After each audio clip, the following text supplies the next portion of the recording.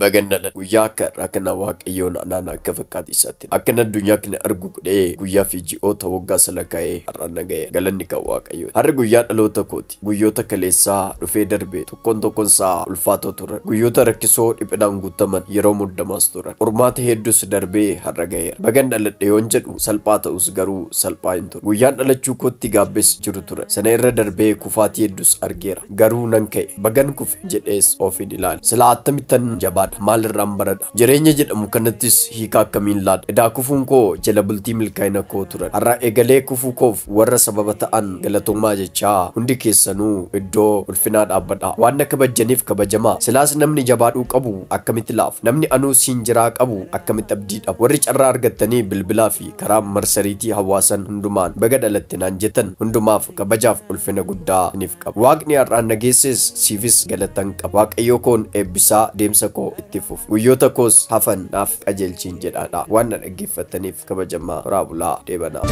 Yaadannoo seenaa hin dagatamne keessa kootii qabdaa mana kootii qabdaa akkamittiin si dagadhaa.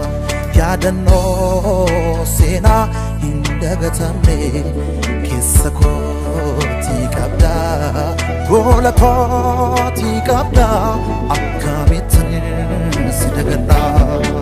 Ormaa hin dagatamne kan sammuu koo keessaa banne gabatee onnee koorratti inni taa'u seenaa keeti. Seenaa hin dagatamne kan sammuu koo keessaa banne gabatee onnee koorratti inni taa'u ormaa keeti. Fakkaatu ture dhiphinni kaleessaa suni wanta darbamu sumatu na fudhee harka kee namni qabame sodaatamu. Hin fakkaatu ture anarraa gaayyuu seenii natti fakkaame sumatu na fudhee barruun kee na baate Yesuus lafa nan keenye. Baduu namni si qabu dhagaatu ana kufeera foo namni si qabu dhagaatu ana salphatu namni si qabu dhagaatu ana nyaatamoo namni si qabu dhagaatu ana. Amman boo'ee akkanii kolfaa deemuuf na badhaase kennaa gatiin kaale mata buuteen ol si baasa ilaa yeroo keeti. Najjede sansi kae hamadali